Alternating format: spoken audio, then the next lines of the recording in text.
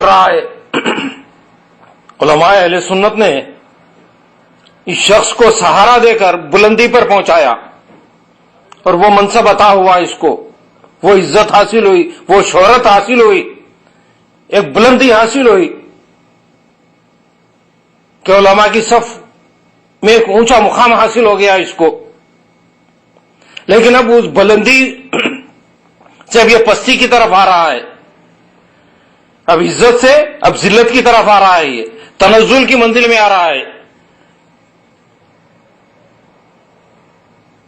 اب علماء کے منصب کو چھوڑ کر، یہ علماء کے اسٹیج کو چھوڑ کر، نائبین انبیاء کے اسٹیج کو چھوڑ کر اب یہ فساق کی کرسی پر بیٹھنا چاہ رہا ہے، اقتدار حاصل کرنا چاہ رہا ہے۔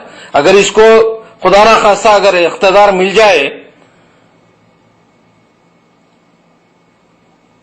تو یہ دین الہی طرز پر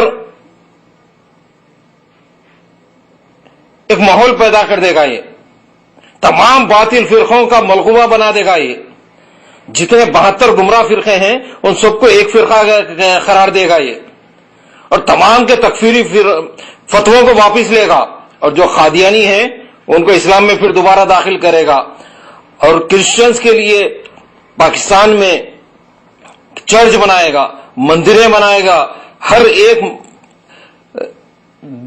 دین کے ماننے والوں کے لیے ان کے معبد بنا دے گا تاکہ وہ عبادت کریں، بلکہ مساجد کے دروازے کھول دے گا کہ جو چاہے آئے مسجد میں عبادت کریں۔ ان باتوں کا، ان خیالات کا یہ اظہار بھی کر چکا ہے، اور یہ کرسچنز کے ساتھ نہ صرف کرسمس کے موقع پر ان کی تقریب کو اٹینڈ کیا، بلکہ جس محفل میں شراب نوشی کی گئی، رقص کیا گیا، اس محفل میں بیٹھ چکا ہے یہ، جہاں پر رقص ہو رہا ہے، شراب پی جا رہی ہے، کرسچنز کے ساتھ نصارہ کی محفل میں یہ اس جگہ پر بیٹھا ہے جہاں نہیں بیٹھنا چاہیے تھا۔ تقوی کی علامت یہ بتائی گئی کہ اللہ اس مقام پہ نہ بٹھائے جہاں پر بیٹھنے کی ممانعت ہے، اور وہاں ہونا چاہیے جہاں پر ہونے کی فضیلت بیان کی گئی ہے، جہاں ہونے کا حکم دیا گیا۔ تو یہ اس مقام پر بیٹھا ہے جہاں نہ بیٹھنے کی ترغیب دی گئی ہے، وہاں نہیں بیٹھنے کا حکم دیا گیا کہ اس مقام پہ نہیں بیٹھنا چاہیے۔ لیکن یہ نصارہ کی محفلوں میں، یہود کی محفل میں، کفار و مشرکین کی محفلوں میں بیٹھنے والا ہے، اور ان کے ساتھ ان کی تقریب کو منایا ہے اس شخص نے۔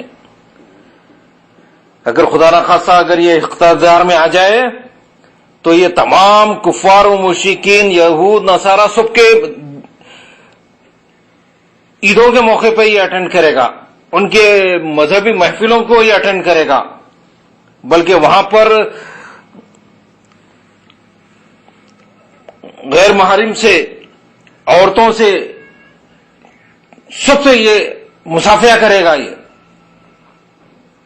بلکہ یہ بغل گیری بھی ہونے والا ہے، یہ اس طرح کا مظاہرہ کر سکتا ہے، یہ ان کے ساتھ شراب نوشی بھی کر سکتا ہے، امکان ہے اس کا، اقتدار کے لیے یہ کچھ بھی کر سکتا ہے، کسی بھی پستی میں گر سکتا ہے یہ شخص۔ تو اس کا مقصد صرف حصول اقتدار ہے، اس کے لیے کچھ بھی کرنے تیار ہے، مذہبی جو جھولا ہے وہ بھی اتار دینے تیار ہے، اور پستی میں بیٹھنے تیار ہے۔ چنانچہ آج ملک کے ماحول کو جو ہے پراگندہ کر چکا ہے یہ۔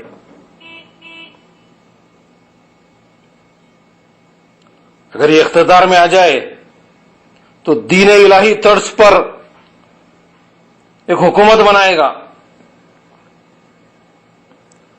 بلکہ ادیان باطلہ کو بھی ساتھ میں رکھ لے گا یہ۔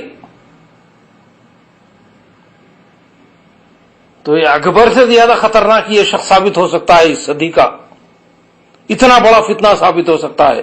تو اس سے بچنے کی ضرورت ہے، اس سے خبردار کرنے کی ضرورت ہے۔ یقیناً یہ طاہر الپادری ہے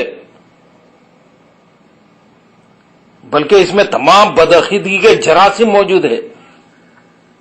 شیعت کے جراثیم اس میں موجود ہے.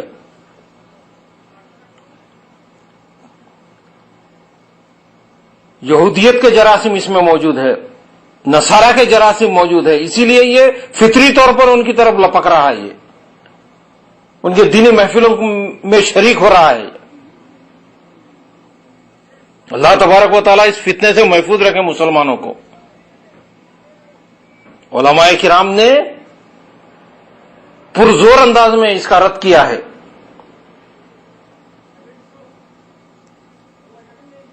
اور اس فتنے سے بچنے کی تاکید کی ہے. اللہ تبارک و تعالی ہم سب کو فتنے طاہری سے محفوظ رکھے. کوئی یہ شخص نہیں ہے بلکہ یہ بہت بڑا فتنہ ہے. اگر کوئی اس پر اعتراض کر رہا ہے تو کسی شخص پہ اعتراض نہیں کر رہا ہے بلکہ یوں کہیں کہ ایک فتنے پر اعتراض کر رہا ہے. اللہ تبارک و تعالی اس فتنے کو ختم فرما دے اور مسلمانوں کو محفوظ رکھے. وآخر دعوانا الحمدللہ رب العالمین. سبحان ربک رب العزت عما یصفون والسلام علی المرسلین والحمدللہ رب العالمین.